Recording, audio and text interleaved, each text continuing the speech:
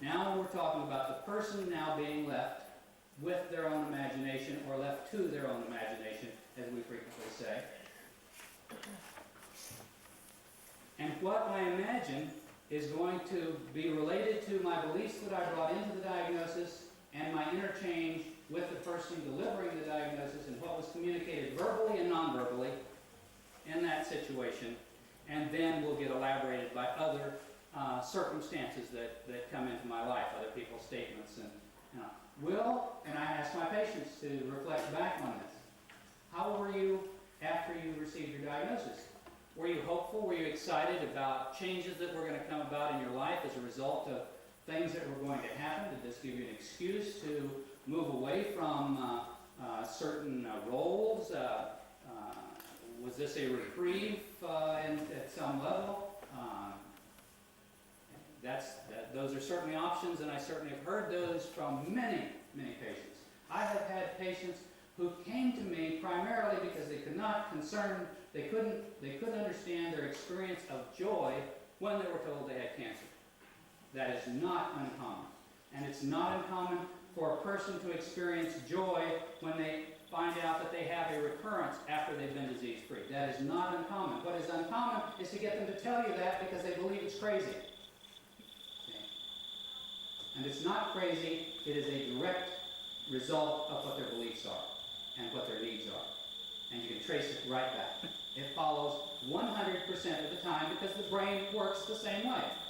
Okay? Our emotions always follow our beliefs.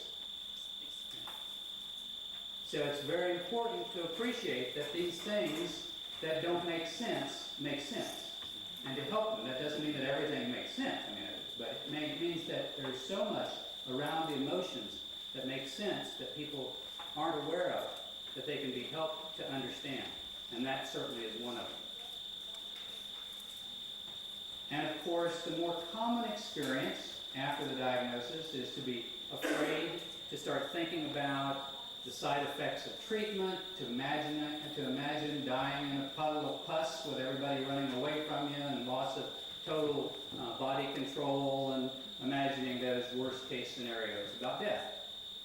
That's also very common.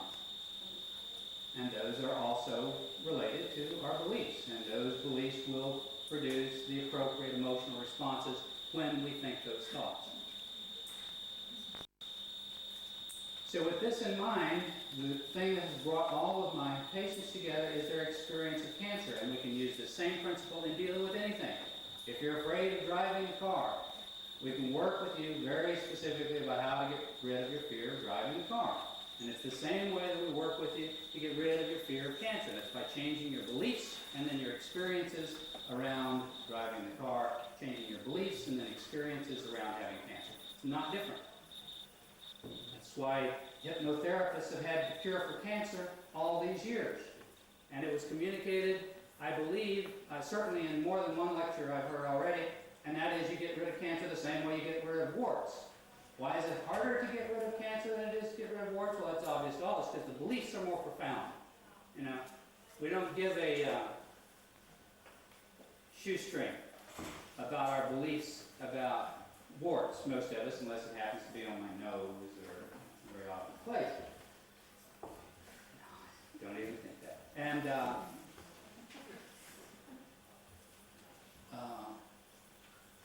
but we all have very powerful beliefs about cancer because it dovetails right into our beliefs about death.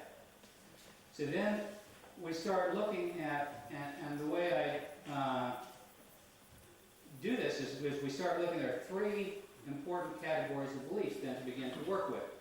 What are my patients' beliefs about cancer? What's their beliefs about treatment? And what are their beliefs about their body's ability to heal itself? Okay? Those are the three important categories. And so then you have the patient begin to analyze what are their beliefs about cancer, what are their beliefs about treatment, and what are their beliefs about their body's ability to heal itself. Those that are unhealthy, you change them to healthy ones. Those that are healthy, you nurture, support, and elaborate those. So we do it in a pretty simple process.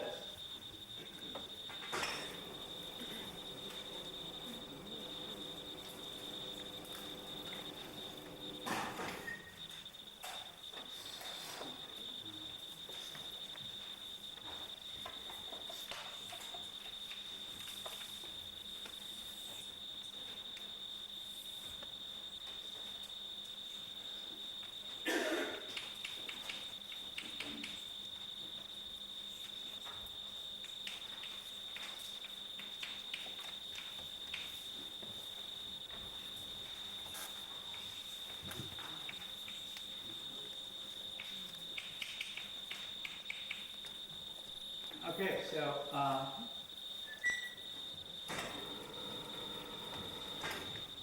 we begin to look at the person's beliefs, okay? This is cancer, treatment, and self. Here are the beliefs, here are the feelings that those beliefs cause. It's important to remember that our beliefs always drive feelings. So what are my beliefs about cancer? Okay? The common beliefs about cancer is it's going to eat me up from the inside out. Okay? My belief is it's going to eat me up from the inside out. What's my response going to be? Okay? The response is going to be a combination of anger, fear, and hopelessness. Okay? 100% of the time. Even if I want to die, I don't want to get eaten up from the inside out. That is not, the desired way.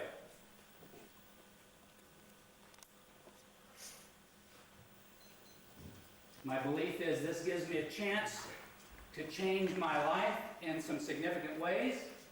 I may feel relief and joy. The emotions will always follow the feelings. Your emotions will always follow the beliefs. Some way you put those words together, it's supposed to make sense.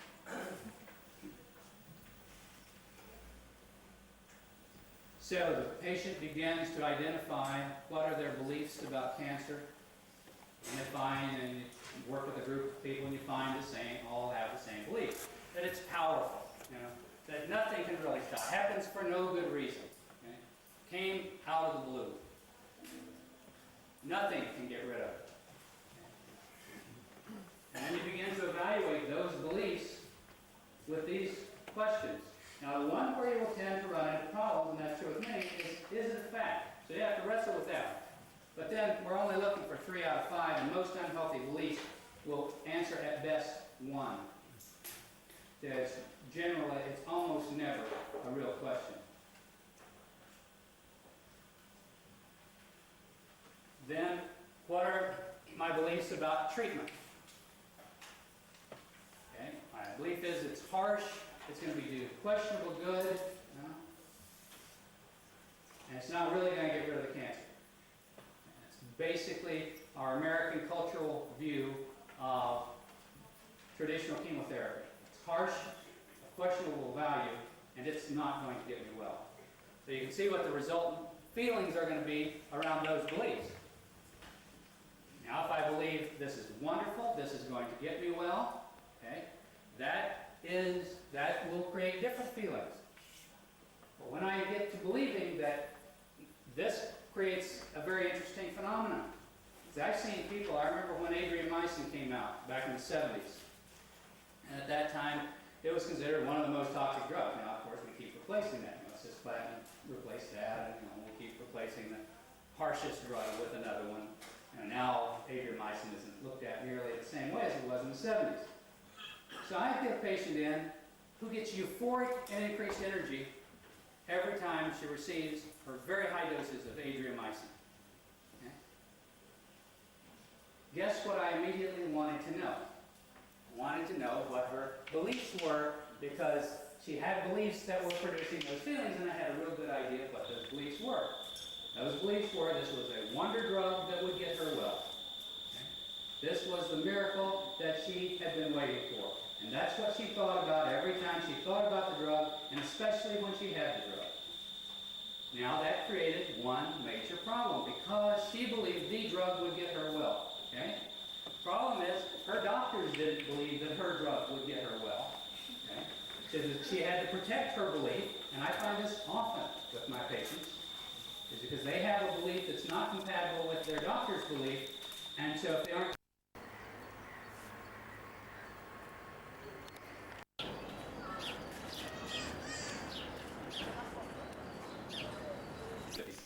belief in the drug can impact cancer. And he showed that so eloquently with Ph.D. And so she's doing the same thing with Adriamycin that patient was doing with Ph.D. And as soon as you reach toxic levels, and they start talking about having to stop the drug, then the patient goes into high anxiety and depression because their belief in getting well is all tied up in the drug. And that's a very common scenario. And finally, beliefs in the self. Okay? What do I believe about my body's ability to heal itself? Now, it's considered the worst thing that's happened in Western medicine is the deterioration of our belief in our body's ability to heal itself. That was Lewis Thomas's quote. Okay? And he's right, and he uses his evidence to look at the size and increasing size of the cold remedies in the supermarket. You know, we're terrified, you know, I can't be exposed to anybody who's sick, or I'll get sick. Oh, I can't eat this because it's bad for me. I can't breathe the air because, oh, my poor body. I can't drink the water because it's got da-da-da in it, and this paranoid way of living. Okay? Not that we need to condone air that we can see, that we breathe, and polluted water, but to have a respect for our body's ability to heal itself. We need to clean up our environment because we need to clean up our environment, not because the levels are killing us. See, that was a disservice done by the World Health Organization in the 1950s, and the World Health Organization owned up to that in the 1970s, when they said we exaggerated the health detriments of the environment because we wanted to scare the people into cleaning up the environment, and they said we were wrong. And I really respected that communication coming out in science in the mid-70s, because I'd seen it. American Cancer Society has done the same thing. They tried to scare people into going to doctors, and it's backfired. It's one of the worst things that any service or organization can do, is try to motivate by fear. Okay? It is not good. Okay? And it's still going on. So, we begin to look at our beliefs about our body's ability to heal itself and those resultant feelings. It's not what we want. We evaluate that. We change it to something healthier. And now it's a matter of using our imagination to practice the healthier beliefs. Now, how do I tell when I have succeeded in changing my beliefs? And this is certainly possible to do.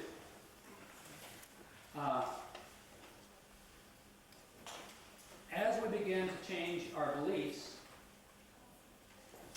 what we're working for is our old beliefs are unconscious. Okay? They are our unconscious attitudes. So when I walk into a room and I happen to look and say I have a very unhealthy belief about cancer. It is this terrible disease that's going to kill me in a short amount of time, and there's nothing I can do about it. And I walk in the room, and here's a newspaper, and the headline is, Sammy Davis Jr. dies of cancer. My immediate reaction is fear, anger, hopelessness. Combination of those three. Okay? Because of my unconscious beliefs. I identify that those beliefs are unconscious. Those are unhealthy, and I begin to do the work of changing them. Now, it takes time to change those beliefs. The minimum amount of time to reasonably look at a new belief becoming a new unconscious attitude is, in general, 3 weeks. And if a new belief has not become a new unconscious attitude by 3 months, we need to look at what's going on. Because to me, if it hasn't become a new unconscious attitude by 3 months, then either the motivation is relatively poor, there is lack of belief in the system of making that. Again, it's the same thing if I'm working on a new song and I haven't learned a new song by 3 months. Okay? If I've learned it, it's the same process. So if I haven't learned a new song, then I either am not motivated to learn the song, my system of practice is not good, or I don't believe in my system of practice, or I'm not practicing. And it's basically one of those two. Maybe others, but that's the consensus in general. It's one of those three things. So how do I know when my new belief is now a new unconscious attitude? And that is simple. Okay? Now I walk into the room and I look and I see Sammy Davis died of cancer, and my reaction is, oh, that's too bad. I like Sammy Davis, I'm sorry he's dead. But I don't feel fear, I don't feel anger, and I don't feel hopelessness. And that is obvious. It's obvious to me, and it's obvious to my family. Okay? So we can tell when our new beliefs have become our new unconscious attitudes when we consciously expose ourselves to the old stimuli and have a different automatic response. So now when a story about cancer comes on television, the person, instead of getting very upset and agitated, simply goes over and changes the channel because it heard more than I care to hear about cancer. Thank you. I'm going to change it to something else. But I do it in a state of calm. Okay? I don't do it out of a state of fear or hopelessness. And that's when, so the person takes their temperature. Okay, here it is. It's August the 20-something. It's on one of my watches. So, and so when's 3 weeks from now? Because it's not reasonable for me to expect my unconscious attitudes to change in less than 3 weeks. So I don't want to be looking at that all the time. What I want to do is to be practicing. So 3 weeks has come up. Okay, now, I'm going to expose myself to some of the things that I know normally I find experience as upsetting. And then I look and see how I feel. Well, if that's changed but not the way I want it to, then it's a good signal that I've got more work to do. If I see very little change, then I'll set another time on the calendar. Okay, it's been 3 weeks, I'll look again in another 2 weeks or something like that. So that, and I'll mark that. And I've got support that's helping me. A therapist who's helping me remember to look at these. I'm not doing this by myself, but I am in charge. And I can do it by myself. It's just a whole lot easier to do it with help. So then I evaluate again. Now, if it's getting close to 3 months and I'm not seeing any change, I really need to start checking with that help because it's not happening. And it's the same for our beliefs about cancer, our beliefs about treatment, our beliefs about our body's ability to heal itself, our beliefs about what's going to happen when I drive a car. It's not different, and it's not different in the way we approach it. It may be very different with the intensity and the number of beliefs that are related to the subject. But the dynamic is not different. So what I'd like to do is now stop talking and do an exercise that I have the patients do in order to begin to help clarify what some of those beliefs are. And I would like for you to do the same process that they do. And that is to, and I'll give you the instructions first, and it'll take 5 minutes to do it. Because most of our beliefs operate outside of our conscious awareness. And that's appropriate, otherwise our minds would be so cluttered with things that we'd be thinking all the time and not acting, it seems. Because you can't think about playing the piano and play the piano. Okay? And that's true with most all things in life. So having things be unconscious is an important function. So to begin to become more aware of what some of those beliefs are, we have the person draw the form of themselves.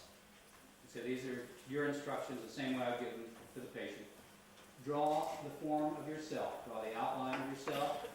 And within that form, draw your cancer, your treatment, and your body's healing mechanisms the way you imagine them to be. I'll repeat that. Draw the form of yourself, or an outline of yourself, and within that form, draw your cancer, your treatment, and your body's healing mechanisms working the way that you imagine them to be.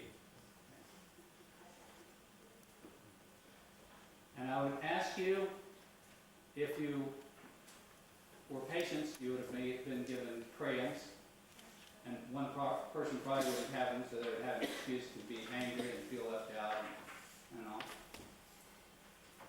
But then we get some crayons to that individual. And then pay attention to what color you want to draw your form. What color you are drawn to draw your cancer, your treatment, and your body's healing mechanism.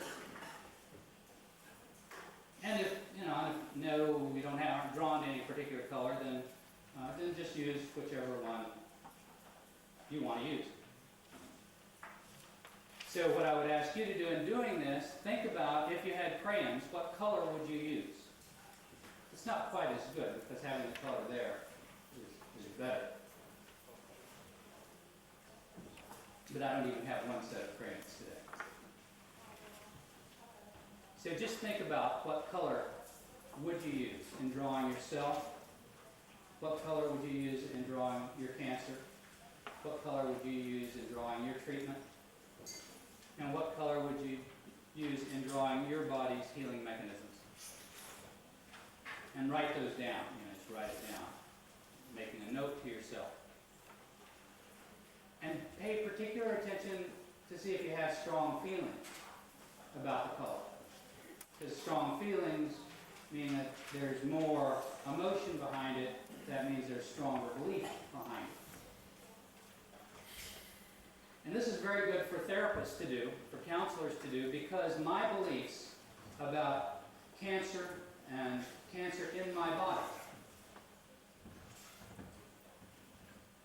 and my beliefs about treatment and my beliefs about my body's healing mechanisms impact the way I communicate with my patients. So it's important for me to become aware of what my beliefs are so I can begin to move those in a healthy direction. And it's important to assume that some of them are going to be relatively healthy and some of them are going to be relatively unhealthy. Oh, beer? No. Thank you. Thank you very much for you. Boy, the German beer is so much better than the American beer. I don't want to go home.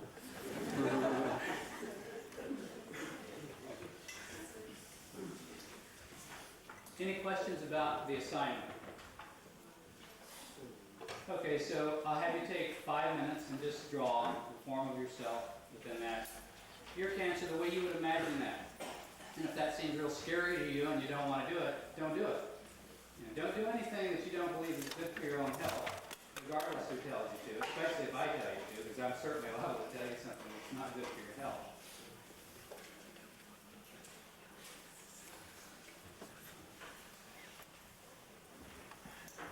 And I'll sit down here and have a beer in my imagination.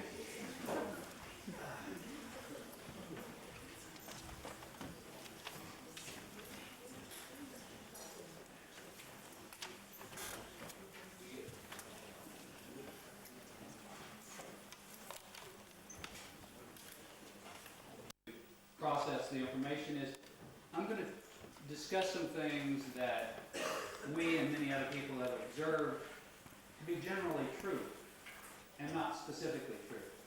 So if I say something that seems to relate to your drawing, I would encourage you to say, I wonder if that's true for me. And make a note of it, make a note of that. But not that it's either true or not true. It's not that simple. So you begin to look at the form. And again, I'm going to do this almost exactly the way I do it with my patients.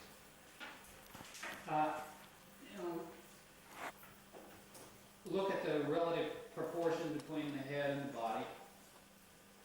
Is the head pretty much proportionate? Is it overly large or disproportionately small? A large head tends to be associated with an overemphasis on the intellect. My head on my drawings is pretty big.